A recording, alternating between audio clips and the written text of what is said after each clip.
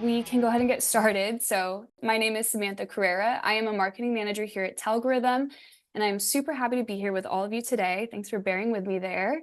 As you may know, this is a live session, if we didn't just prove that out. So, we're going to spend about the first half of this session sharing some tips and insights with you, and then we'll dive into your questions. So, as far as questions go, you can go directly into the Q&A tab at the bottom of Zoom. We want to hear all of your questions, any of them, please send them through. We are going to spend that second half addressing those questions. If we miss anything, we will reach out to you directly. So we can email you, we can set up a call, however you want to get this handled. We would love to discuss further with you. As far as what we're here for, we're going to discuss the benefits of registering as a campaign service provider, or CSP, with the campaign registry, as well as how to actually maximize those benefits. We find that there are a lot of companies registered as CSPs that don't even know the extent of their advantages, and we want to address those here. So some of those topics include sharing key differences between registering as a CSP and a reseller. So more than likely, most of you are CSPs already, but in the event that you are a reseller and are just exploring the idea of CSPs, this is a great place to pick up some tips. We're going to look at CSP portal insights and tips, including where to see approved and rejected campaigns, how to know for sure, deciphering common DCA campaign rejections. The descriptions sometimes come back and they're not the easiest to understand, so we're going to translate some of the most common ones we see.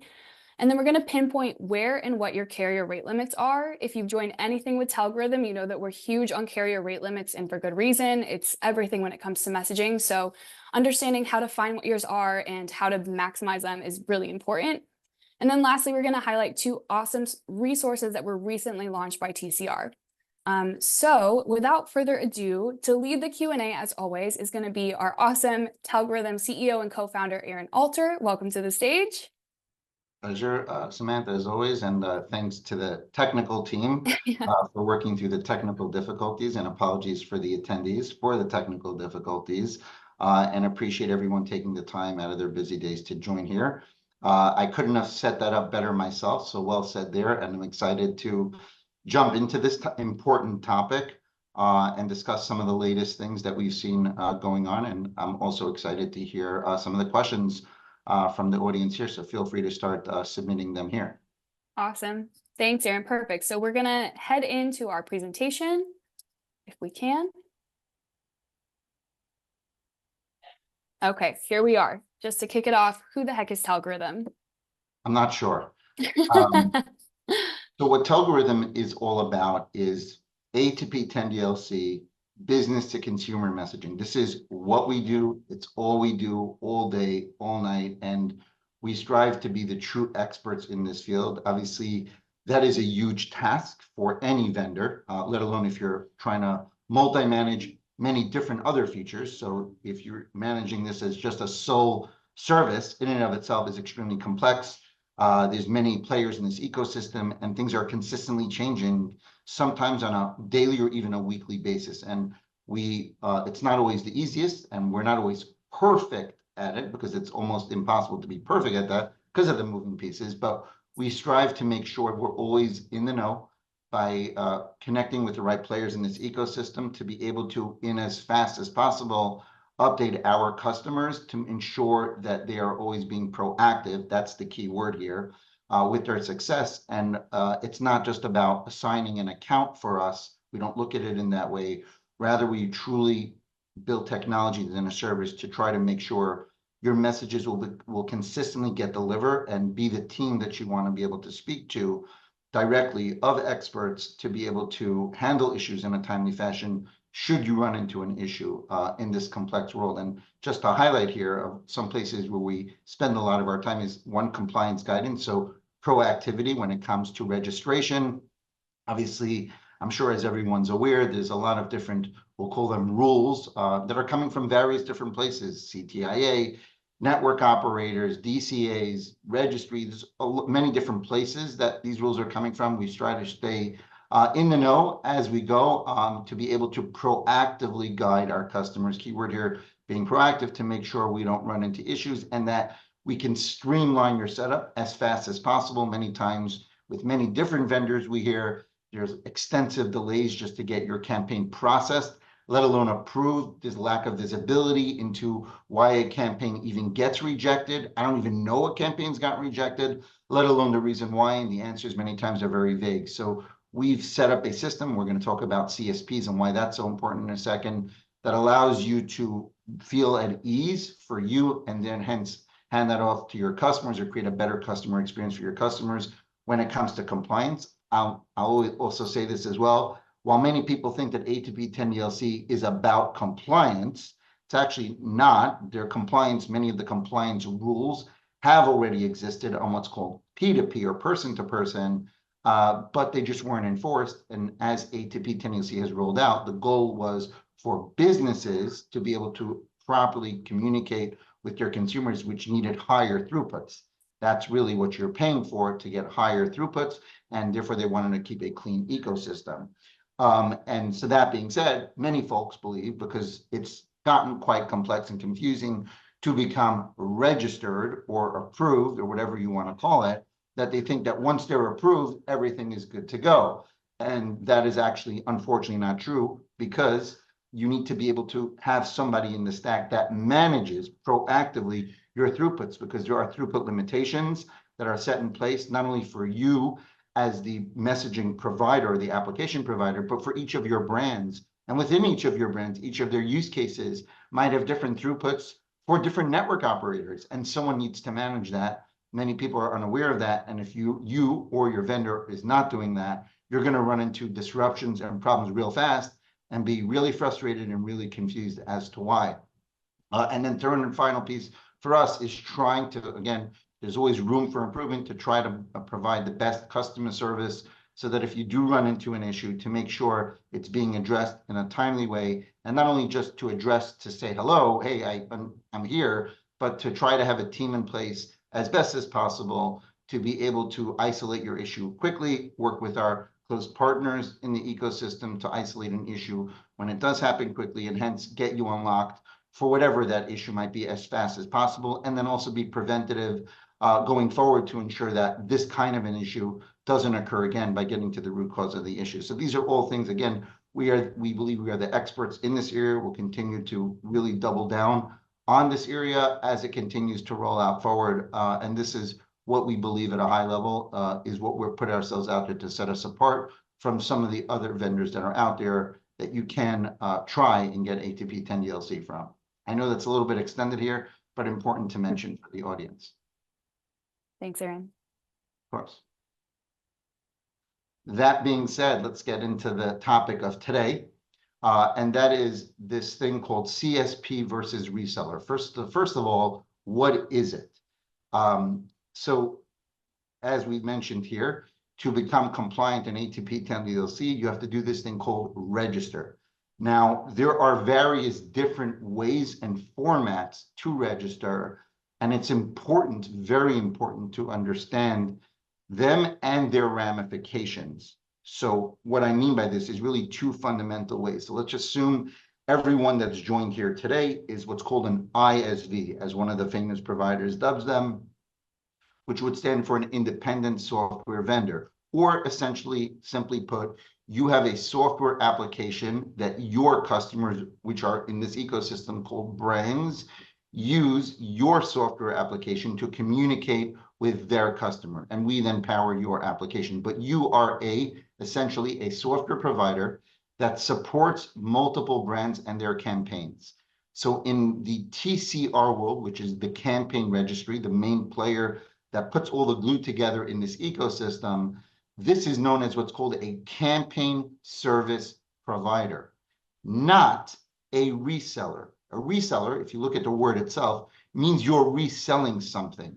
And while you might have functionalities and features of text, you're not reselling text. You're not in the cloud API world reselling cloud APIs for the purpose of selling cloud APIs. You likely have some sort of software that is addressing a specific niche that allows people to communicate and send and receive text messages. You are not a reseller.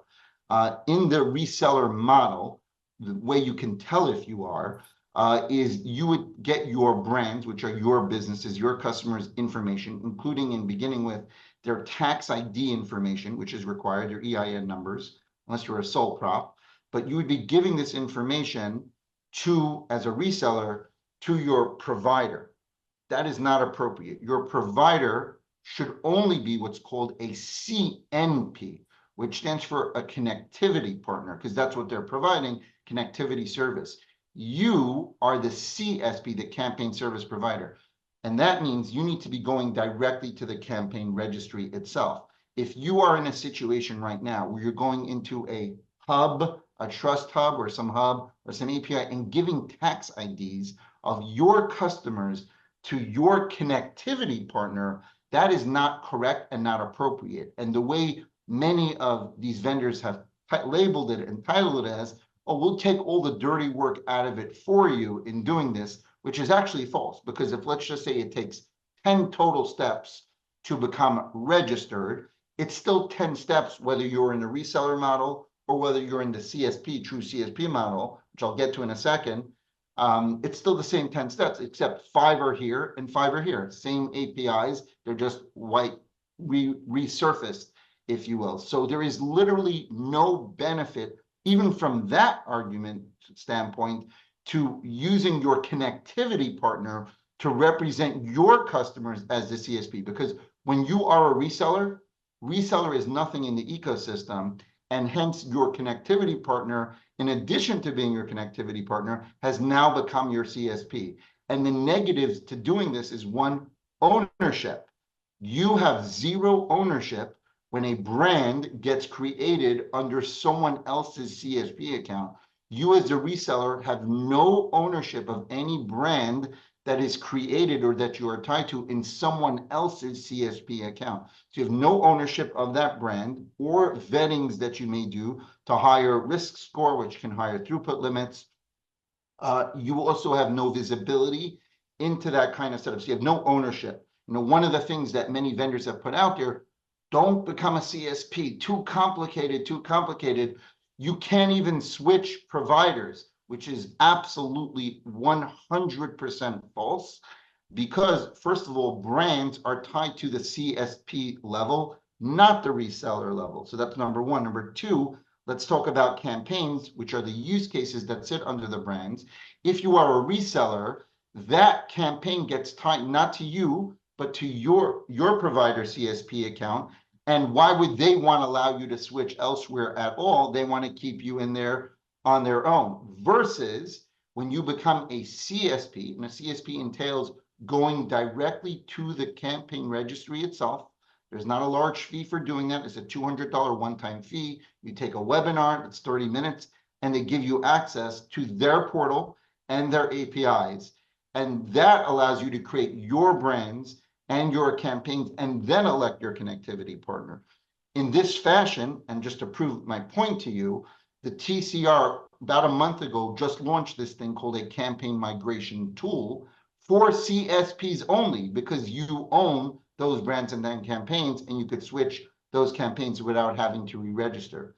So just to sum up and button up over here, to know if you are in a reseller model currently, if you are taking your tax IDs from your customers and giving them to your connectivity partner, you are in the reseller model. And if you are an ISV, you must, this is not a nicety, this is nothing even to do with telgo rhythm. If you want continued success and visibility in the world of A2P 10DLC, you must go directly to the campaign registry itself. If you have, many people have been following us, which we appreciate, we've actually hosted recently for a second time the vice president of the campaign registry, and we discussed this exact subject here. So they are the ones that created this thing called a brand and a campaign that are partnered with the network operators, and they themselves have confirmed that if you are an ISV, this is the right process. And additionally, if your current connectivity partner does not support CSP, then simply put, they are not the proper vendor for you. It may not be Telgorithm, although we hope it would be, but even if it's not Telgorithm, no vendor that is not supporting CSP would be the right vendor for you as an ISV if they will not fully support you as a CSP. So again here, ownership, it comes down to and transparency, which we're going to discuss as well, to see what's going on. You know, many times you throw a campaign over the pipe with X vendor in the reseller model. You don't hear back from that vendor for weeks, maybe a month. You don't know what's going on. Then they come back and say this has been rejected. They don't give a reason. How do you even know that they submitted this campaign into the TCR at all, let alone shared it upstream with a DCA? You have no clue as to whether that's happened. Matter of fact, we've seen situations, you can even try this yourself on your own. Anyone could send a ticket to support@campaignregistry.com and say, here's the campaign ID or campaign info supposedly that I submitted a while back. Can you check on its status? And we've seen, because we've been CC'd on some of those emails, where the campaign registry itself had no record at all of a campaign, let alone it being rejected or approved. So you have zero ownership, zero visibility in today's day and age into timeline and process. So I think it is really important here. Again, we cannot stress enough. Again, regardless of algorithm, if you are an ISV, please do yourself and your company a favor and start the process of becoming a CSP, which is basically cost nothing to you, but will save you a tremendous amount of heartache. And even if you weren't aware of this for the past 2 years, and you might have thousands of campaigns registered in this model, you still at some point need to start getting yourself out of the quicksand. And so at least net new campaigns forward, you can begin to register in the appropriate way. Again, this is not a plug at all for Telgorithm here. This is just simply straight knowledge and fact that we are offering to the industry because we believe in transparency and it's the right thing to do. Awesome. Thank you, Aaron. And take a screenshot of this if you would like. And just to call Please. out, this is part of our ebook. If you haven't already gotten our ebook, it's on our website. Please go and download it. It has a lot of great tips like this. Awesome stuff here. And speaking of which, some of the advantages that you get by becoming a CSP of the TCR is you get access to RESTful APIs and a really nice portal, which they're consistently updating and operates in real time. So just to double click here for a little bit, if you noticed here on the right side there, highlighted, there is a category there that says elected DCA, yes. Now, there are many different statuses in the ecosystem, and many people, rightfully so, because there's not a lot out there, you get confused by that, of what these, one of them is active, one is registered. To get a campaign fully approved, meaning the final mile, the final and the main thing that a campaign needs to become approved, and hence the associated numbers that will be associated with it become approved, is all the way to the right over there called elected DCA yes. What does this mean? This means that, so first of all, what is a DCA? We've spoken about it on prior webinars, and we've actually hosted the largest DCA in North America a few months ago. But a DCA in a nutshell is the final mile provider before your message makes it into these various mobile network operator networks. So there's no middleman after them. They have built the interconnect, they have the partnerships, the relationships, and they are the final mile. When you send an API call to whatever vendor you use, it goes through one of the DCAs, and then it goes straight into that mobile network operators network. And so the mobile network operators consistently are communicating with DCAs to let them know, here's what we're going to accept, here's what we won't accept as far as compliance.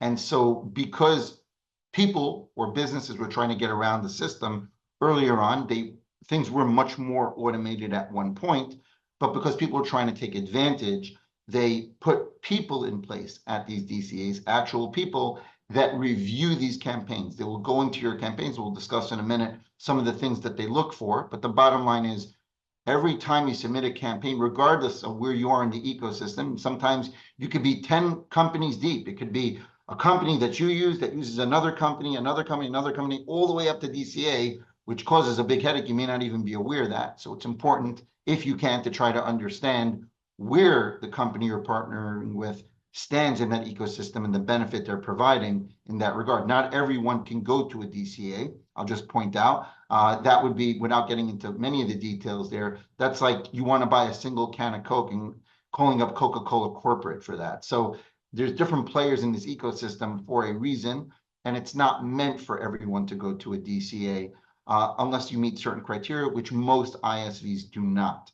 So just to be clear on that. But the bottom line here is that in order for a campaign to be fully approved, the only thing not any register, not active. The only thing that means that campaign is fully approved is under this section here called elected DCAS. Now, I want to get to the transparency piece that I just touched on a few minutes ago. If you look at the bottom of this screen, and now again, this portal here, this is a screen grab of not Telgorithm's portal, of the campaign registry CSP portal. This is not our portal at all. So what you get access to on the bottom right there is remember how we said before in the reseller model, if you share a campaign as a reseller with your vendor, you have no visibility. Well, as a CSP, you share a campaign with your connectivity partner, you will get immediate visibility. On the bottom here, you will see campaign ad, the campaign ID, the timestamp. Everything here is all in real time. See, there is no place for, if your current provider is supporting you as a CSP, they have no room to hide. They do not control the TCR's agnostic CSP portal. So you will see exactly when they received your campaign, when they accepted your campaign. If it got rejected, it'll be listed here. Who they shared it with, as you can see here, one of our DCAs we use is SYNIV, which is Cineverse, the largest DCA in North America, and who we've shared it with. And it's not shown here, but you could even drill down into a rejection where it'll show a code and a very specific reason. So by having access to the TCR, you will immediately get, and by the way, all this is available via their API as well. There's no additional cost for this stuff. So you just look in here and you could see exactly timestamp wise, oh, my company said they had it for this time, or they approved it in this time. Many times we hear from companies, they say, oh, I got your campaign approved in 5 seconds. First of all, that is currently impossible. I repeat, that is impossible to get a fully DCA approved campaign in 5 seconds today. So if your vendor is saying that, then maybe they have some past where your traffic is unregistered, but you have no way to know that. You have no way to validate that. Maybe they never even shared your campaign upstream at all, and they just told you that they did. And even if they're not charging you a higher carrier pass-through fee, you might have heavier filtering, or you might run into more serious problems because unregistered traffic is going away completely for the final places that exist in the coming months. Separate conversation. But the point here is, if you want ownership and you want transparency, like you're not going to get anywhere else in an agnostic way, this is a direct benefit and a visualization of what you will get as a CSP, a campaign service provider of the campaign registry, regardless of the connectivity partner you use. And this will allow you to have the visibility, have the transparency, and allow you to even push your connectivity partner, say, no, this is not what I'm seeing here, and hold them to the money when something maybe goes awry or is not being processed properly here. I could not imagine if you're a business and you heavily rely on A2P 10DLC, why you would not want this for yourself and your company. I just simply don't understand why that would be. And again, just final point here, if your vendor is not supporting this or giving you a lot of kickback on support to this, I would strongly question yourself as to why they would be doing that. Moving further here, again, here's another more visualization here of when a campaign gets rejected. I didn't realize we had that. Thanks for adding that. So you'll see under that elected DCA, when you first create a campaign, it'll show under elected DCA no. As long as that status is no, it means that that campaign is not registered, it is not approved. And again, just to highlight here on the bottom, there you will be able to see an example of when a campaign gets rejected upstream. It'll show to you, again, agnostically, the specific reason why, the timestamp, who rejected it. You could see the various different IDs there, and even the code and the description of why it was done. Now, sometimes those descriptions are getting better, are not always clear. In Telgorithm's case, we have a lot of clarity onto them, and so we can delineate further to clarify specifically what it is. They could also make a mistake. Sometimes they don't see a website or didn't access it, and so we could look into that. But the bottom line here is you get that visibility, regardless of anyone else outside of this part of the stack, to be able to understand what's going on. Perfect. And speaking of deciphering descriptions. Yes. And so again, as we mentioned earlier, opt-ins are so important. First of all, before I get into the specifics of opt-in, I think it's worth mentioning here. I'm just going to state the obvious, but it's important to understand. And it's how I think about things. The bottom line is what the mobile network operators and DCAs care about the most is when you or your customer that's going to be using your software sends a text message to X person, does that person want to receive that type of text message from that use case today, not last year, not in 3 years from now, not 3 months ago, right now. That is the main goal with all of these things here. They want to ensure that the people that you're going, or your customers or brands are going to message at any given time, truly want to receive those messages. And some ways that DC, although until you start sending traffic, they won't know for sure, but there's certain things that they've put out there and are consistently refining that give them some visibility to say, can we trust this brand enough to say, yes, they are likely doing the proper things needed to ensure on a consistent basis that their customers truly want to receive text messages from their business. And to call out some of these things here, a website is now required. So it wasn't required 2 years ago. Now it is. Again, unless you're a sole proprietor, different subject. But if you are an established company, an established brand in the year 2024, the way mobile network operators in DCA look at it, why isn't there an established website? And I don't mean a landing page with e pluribus unum on it or whatever else placeholder. Now, sometimes you're setting up a business, there is a placeholder and there's ways to work through that. But more generally, you need a website. If you're, the assumption is you're an established business, you need an established website. And if you don't have one, the question is why you don't. So number one, regardless of what you put in your, what's called your CTA, is an area where you create a campaign where you have to put in what's called your call to action. And this will list out how this given campaign gathers direct, I don't mean third party, direct opt-in from the end users that messages out of this campaign will be going out of are gathered.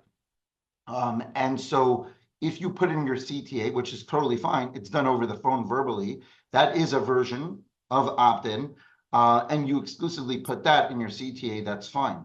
But DCA, as part of their review process, regardless of what you say in that actual CTA section, will go to your website. And the two top things they're going to look for on your website, well, three, is one is, are you in an industry that is compliant? So I'll just give an egregious one. If you're in cannabis industry, right away they see that, you're going to get rejected.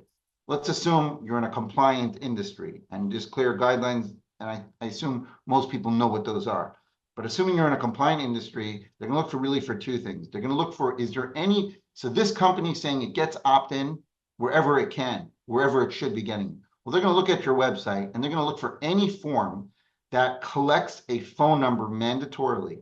And if opt-in language is not directly on that form, they're going to reject your campaign, even though the campaign call to action said, we get opt-in over the phone. But if DCA sees that there's some place that you should be getting opt-in that you're not, that in and of itself mars the trust in their view, and therefore will still reject your campaign. So it's important that if you have a website, it should look established. And that if you have any form that mandatorily accepts phone numbers, that there is opt-in language that's clear directly on that form. That's point number two. Point number three, and the final one, or one of them here, is privacy policy. It's not so much that you need a privacy policy, it's more about a specific language in the privacy policy. You see, opt-in, most of the spam that's festered or been caused in the industry historically have been by people that have been resold opt-in lists or have gotten lists from third parties. Again, as I mentioned earlier, the bottom line is, does this end user today want to receive a text message from this business? And so third parties, when you buy a third party list, it's likely the end user doesn't know who you are. Hence, likely they don't want to receive that message. I'm not saying there can be cases where there can be, but they want to clean up the ecosystem and set a bar, and therefore direct consent and opt-in is needed. And to convey this, they require on your website, in your privacy policy, if you put it somewhere else, potentially it could be pushed through, but that's typically where it's put. They will look for very specific language, and that language is either one of the two following things. You could have 30 pages in your privacy policy, but it must say one of the two things. We do not share any data, or really it's personal PII information, with third parties, period. Or we do not share any PII information with third parties for marketing or promotional purposes. You must have language that states one of those two things. If DCA does not see that, your campaign will get rejected. Again, even if your call to action section in your campaign says nothing about your website, you will still get your campaign rejected. And these are not what we're saying. These are what we know factually that DCA, and by the way, it's not one DCA, all the main DCAs are looking for here.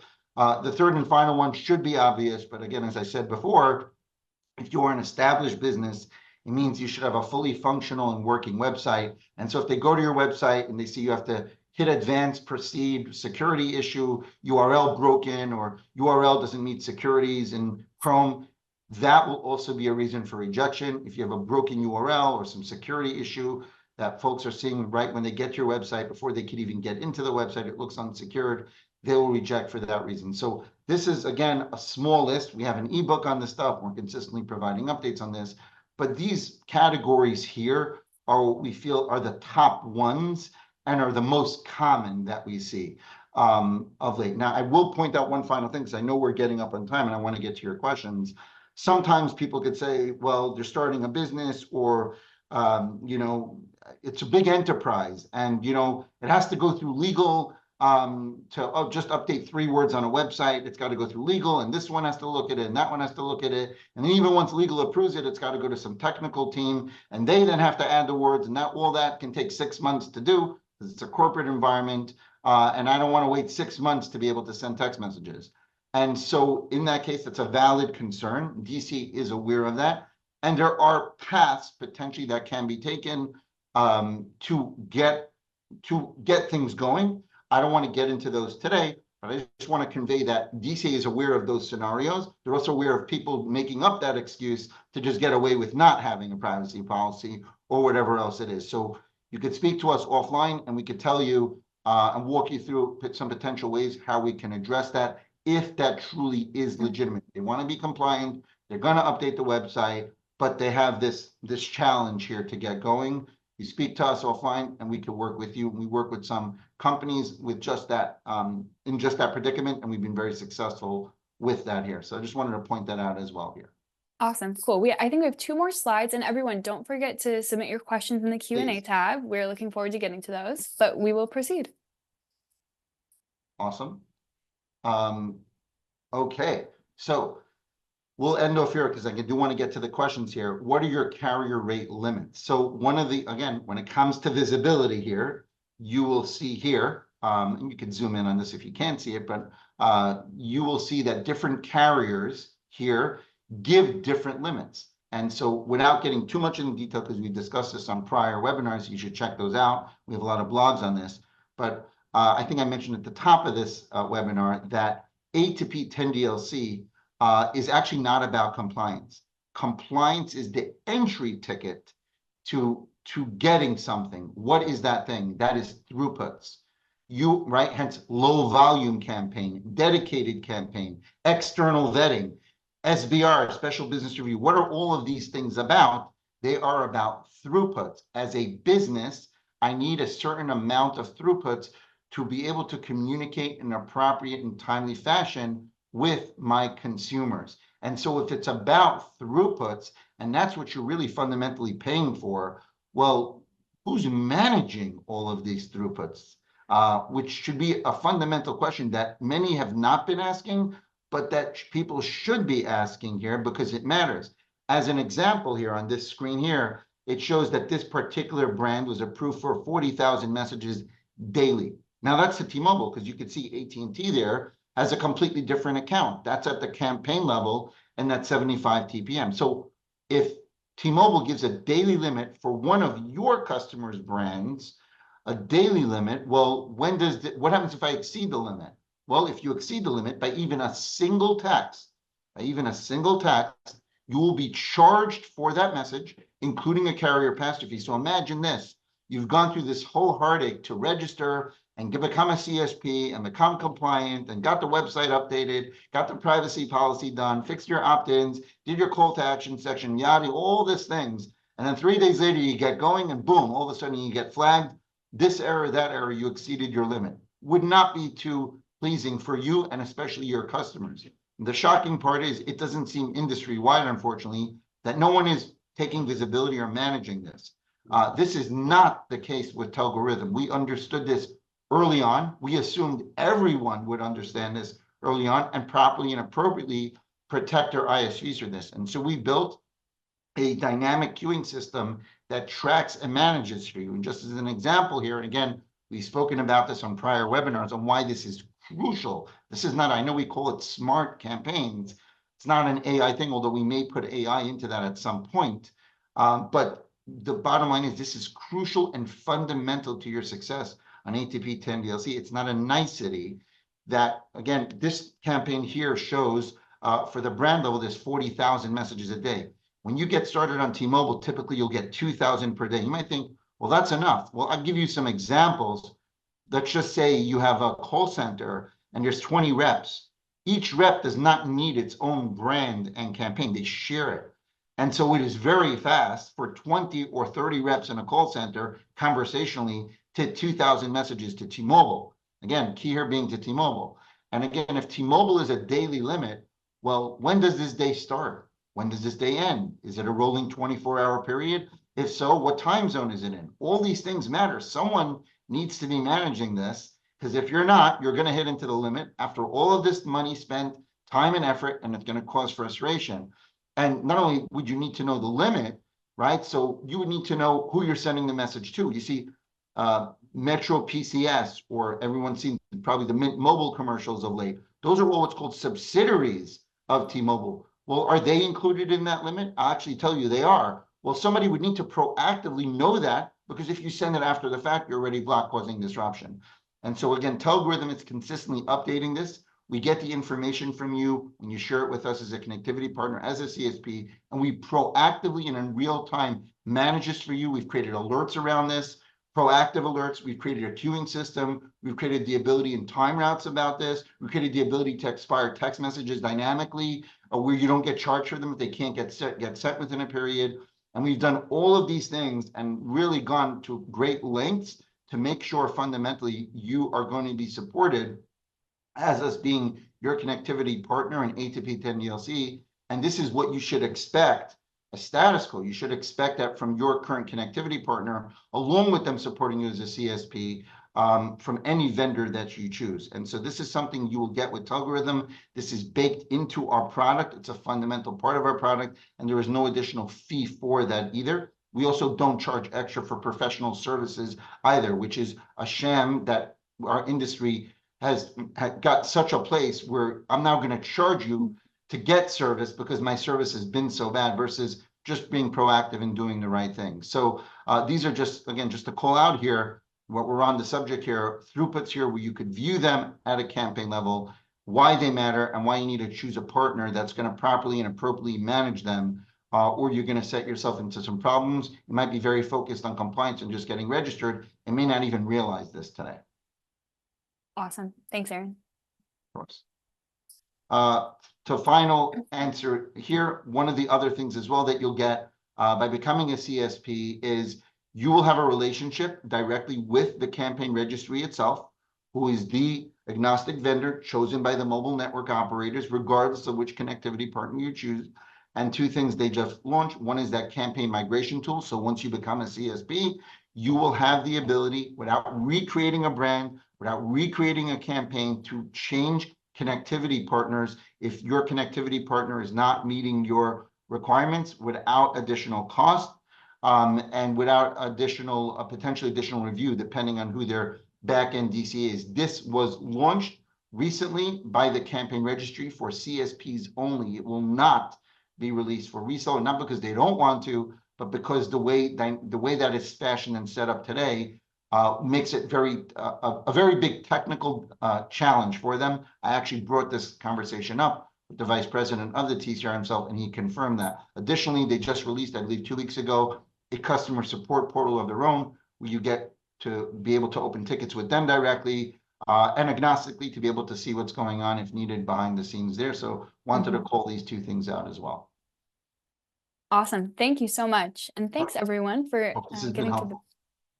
I hope so too. If you have any additional questions on this, let us know. But Aaron, it's Q&A time, so I'm going to read you what we've gotten so far and we can get to these questions. Okay. Try my best. We're going to start here. Does Telgorhythm have their own layer of review? If we are a CSP and elect Telgorhythm to be the CNP, do you all pass campaigns directly onto DCAs, or do we have to wait for your review before it gets passed to DCAs and a secondary DCA review? It's a really good question. Very good question. So I'm going to answer this by trying to address the fundamental here. So, being caught between a hard rock and a wall, you need to strike a fine balance, right? So on the one hand, if you allowed streamlining, meaning let's just say Telgorhythm has no part of the review process, then it makes it susceptible for somebody to try to sneak something that's not appropriate through. And you might say, well, DCA upstream is checking that. Well, let me get into a specific thing here. We currently today, our average campaign approval times are 72 hours. Our average. Many of them are being approved as quick as 24 hours today without expedite fees, which we also can offer as well. 72 hours. That is not the case, as I'm sure some here are aware, with some very big providers. And many ask, well, how is it that this massive company, it's taking me 3 weeks, but somehow Telgorhythm is going to do this? And the reason is because, number one, it starts with CSP, right? As we discussed today. You can't just reseller model into Telgorhythm. Anyone off the street just opens up X account, reseller shares this and sends it across. The DCA knows the vendors that offer that and knows that there's no pre-screening, and hence they're going to spend more time on looking at this campaign and doing that. With Telgorhythm, this is not the case. Just to use Telgorhythm in and of itself, you have to be a CSP. What does that mean? You have to register as a CSP. With the TCR, the TCR is going to review you as a business. That takes some time. It takes a couple of weeks. There's a webinar you need to attend. They do a background check on you. That is just to get access to even partner with Telgorhythm in the first place. So there is no reseller model. On top of that, so one of the things I want to point out as well is Telgorhythm doesn't offer hundreds of different things. We don't offer email solutions, all this other stuff. We do offer some ancillary voice services, which we plan on expanding, but we're very focused on A2P 10DLC. And so for this, because we're so focused on this setup here, so what we do is we need to make sure we're going to get revenues from you. We're still a business at the end of the day. And the only thing we really make revenue on is when you successfully send text messages. So even if you wanted to spam people, you're going to get blocked. Ultimately, we're not going to get anything from you. So we're in the trenches with you. So it's in Telgorhythm's own best interest to make sure that not only your campaigns are going to get approved, that you'll be able to continue on a sustained basis, be able to send successful text messages, but we have no way to stay in business from that. So we have nothing else to sell you. So that puts us in the game with you. And because of this, during our vetting process, just as you vet your vendors, we vet you. We number one, want to see your CSP approval. Number two, you would share 3 to 5 campaigns and some customer websites with us. We're going to take a look at them, see, are they perfect? Do they need some compliance things? What do the websites look like? Who are your customers? And so up front, we take the time during the initial phases of Telgorhythm. We call it the tryout period for both of us, where we will see what your customers are like, what you're about in compliance. Are you willing to make a fix in a decent period of time? What are you willing to do? And once we garner this trust phase where you're trusting us and we're trusting you, once you get fully going to a commit basis, we then unlock it, and we have logics built where once you fully get going past the initial phase of Telgorhythm, we fully streamline that unless we get a flag. All of a sudden we see a segment of your campaign start to get suspended, or some of your traffic starts to look interesting, we can always put a hold on that. But we have an automation built where we don't check it at all once you get going, and it just goes straight up to DCA, and it hence is processed much faster from DCA. So to answer your question specifically, during your trial stage, which I would strongly encourage everyone here to reach out to, we provide a trial stage, no commits at all. You pay for what you use. So you could try out to see truly if everything we've said today is real. Maybe we're, being inconsistent, and you'll have ability. We provide that and make that very easy for you to validate that yourself on your own in an agnostic way. And so during the initial phase, we will look at that and provide guidance proactively for you and how you can then streamline, because our goal is ultimately to get you to streamlining. And then once we're confident and we've seen these approvals and we know DCA is comfortable with you during this initial stage, then we unlock you completely. And then once you get going, it's completely streamlined and automated. We have no part in it unless it gets a reject. In that case, we're giving you the guidance then when that happens there. So to answer your question, during vetting, it's manual. Once you get fully going, it's fully automated. Awesome. And I want to point out, we have a really great customer story we just published with a company called Only Sales. It's on our website. Check that out. We did a lot of work to get them compliant and running and sending millions of messages a day. I think you might be interested in that. But on to the next question. This one should be quick.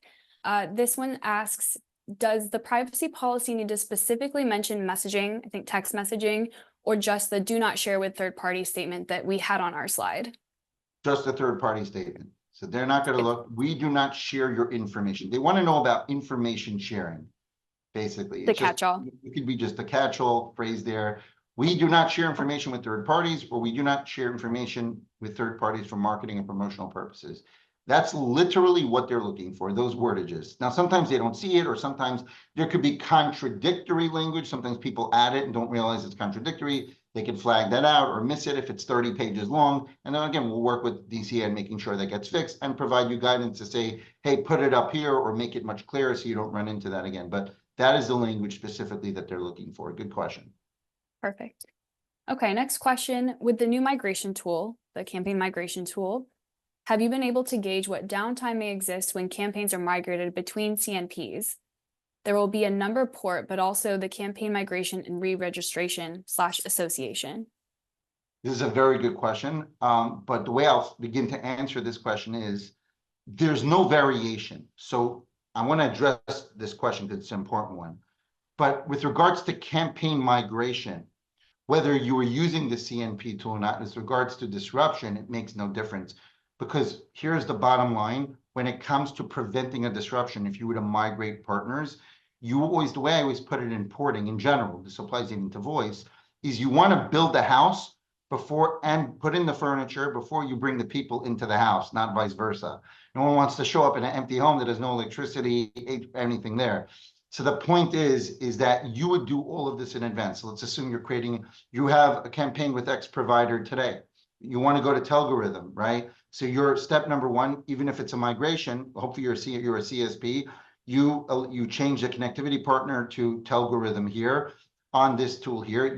What you would do is you would pre-set up the setup behind it in advance, and then you would then in swift motion be able to send this over on this side of the fence here to prevent that. So we have an API that is connected at the carrier level that most providers don't have. See, most of the time when you transition between provider to provider, there's a disconnect between what happens between the API level and the phone number level, right? Because the phone number level sits at the carrier level, but your APIs are all at that API level. There's a disconnect there. So when many people switch vendors, they do experience some disruption because your API, your application, doesn't know exactly when that cutover has occurred. So let's just say you're using vendor X, API call, API call, API call. It doesn't know when the cutover happens, but at some point it does. And when it happens, you don't know, your system doesn't know about it. It sends that very next message. And the only way you know it's cut over is when you start getting errors. That's already too late because it's already caused disruption, even if it's 5 minutes. So what we've done is we built an API in real time. Actually, you could even submit your port requests via that API. You put the LOA in the API as well. That is connected at the carrier level. And so in real time, which is the OSR, net number, literally the second the NNID switches to Telgorithm's NNID, there's a webhook subscription that you could subscribe to, that you could bake into your logic so you know exactly the moment the cutover happens to Telgorithm, so you can adjust your logic that is now already pre-built on Telgorithm to redirect that traffic there. So with regards to any migration, there should not be any disruption if you're proactively configuring everything in the right format during the porting process. Thank you.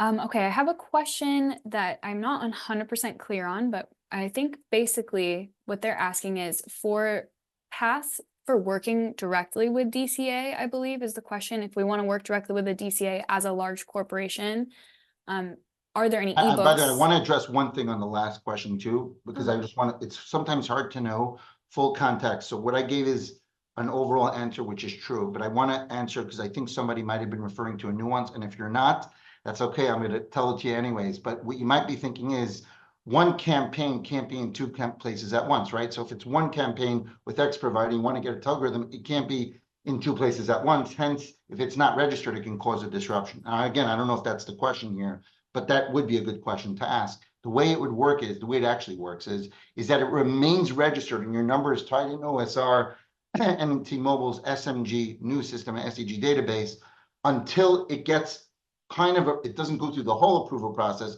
but there is a status change where it becomes now fully part of Telgo Rhythm, and there would be a hook where you would get from us that when that occurs and that happens, and therefore from a timing perspective, your numbers and that campaign would still remain live to a certain period on Telgo Rhythm, and that's how you would be able to mesh the porting together to prevent any disruption or very minimal disruption there. I don't know if that's what they were asking you, but in case anyone was wondering that, that's how that works.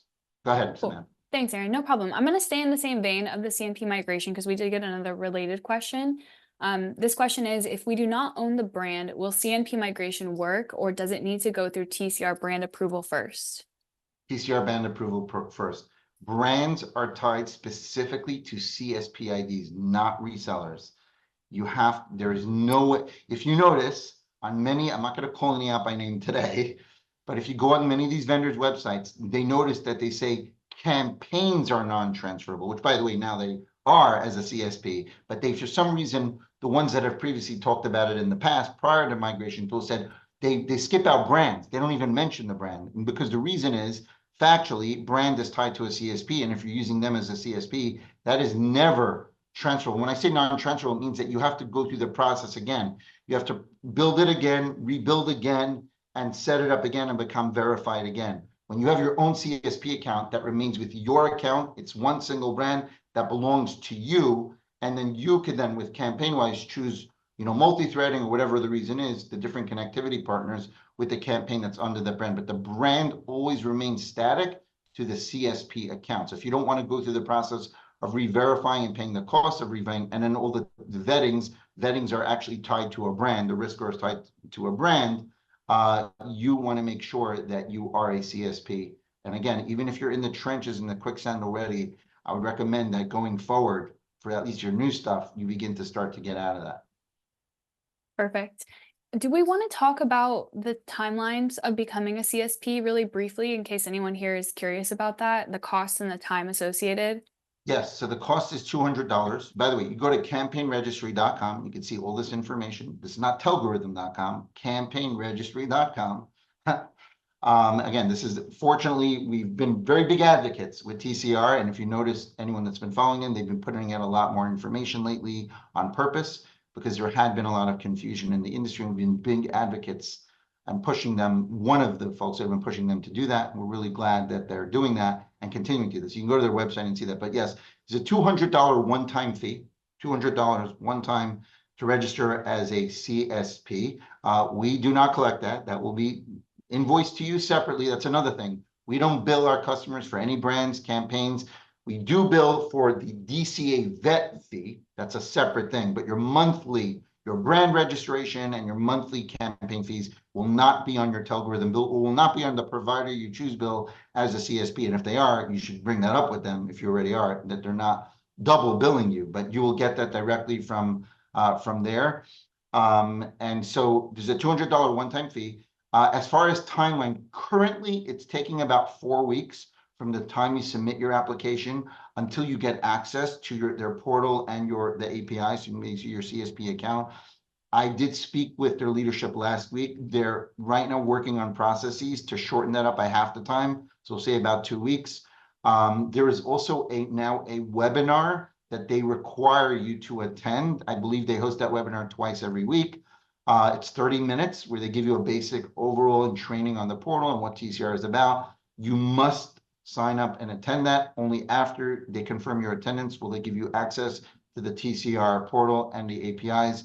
If you're going to work with Telgorithm, we have a very close relationship with TCR, and they know who we are very well. And so we can many times help, even today, shorten that 4-week period up. I'll put it this way. Perfect. We got 2 more good questions that kind of tack on to the last couple things we've talked about. So if everyone can stay a few more minutes, I just want to get through those. Okay, so then a follow-up question to asking about brands needing to be with the CSP account. So if we re-register the brand as a CSP, will CNP migration then work? Yes, for any campaigns that are now created under this new brand properly, you will absolutely be able to use the campaign migration tool from that point going forward for any campaigns created under that new brand. Yes. Perfect. And are there any fees associated with using the tool? No, the tool itself has no cost. Okay, that's perfect. I think that's great, you guys. We can move on to wrap things up. Thank you for your questions. If we didn't get to yours, we Yes. will, of course, email you. Don't worry. We'll be in touch. Awesome stuff here. Well, as I mentioned multiple times today, we ask again, if what you heard today or you've been following us in the past, we've tried to provide a lot of transparency. Our company and our technologies are funded on trying to be as transparent as possible.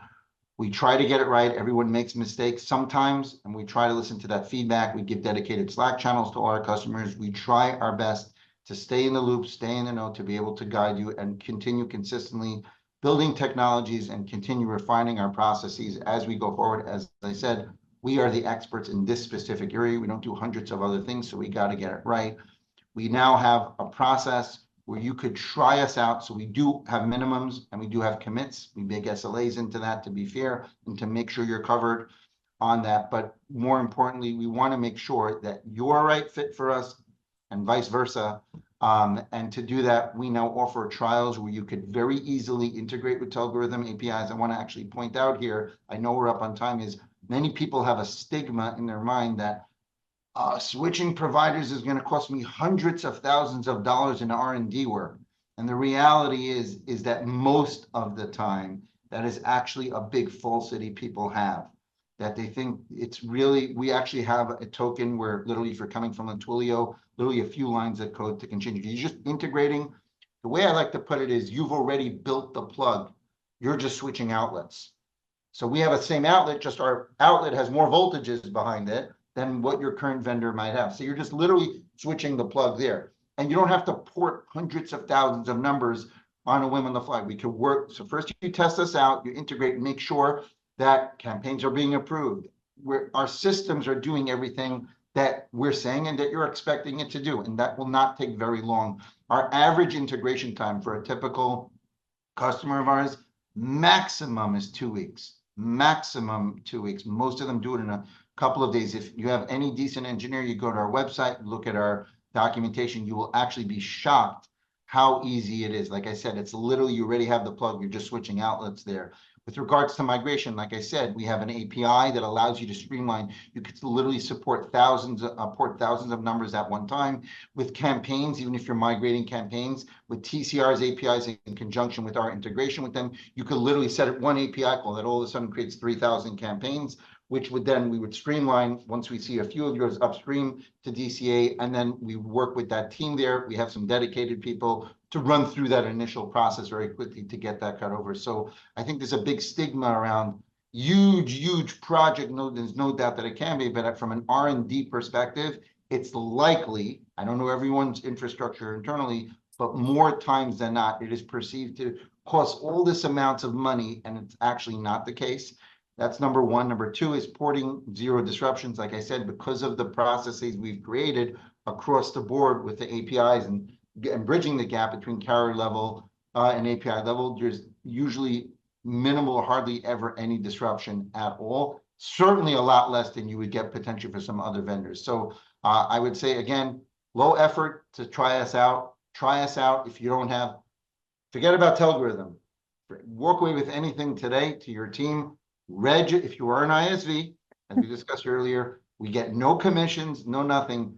Do yourself a favor and register as a CSP, or go directly there and contact them, support@campaignregistry.com, to ask if what we're saying is legitimate. Please do that for yourself and your company. You'll be thankful later on. That being said, we're looking forward to continuing the conversation and hearing from everyone here, and we appreciate everyone's time today. Thank you so much. Great job, Aaron. And thanks everyone for joining us.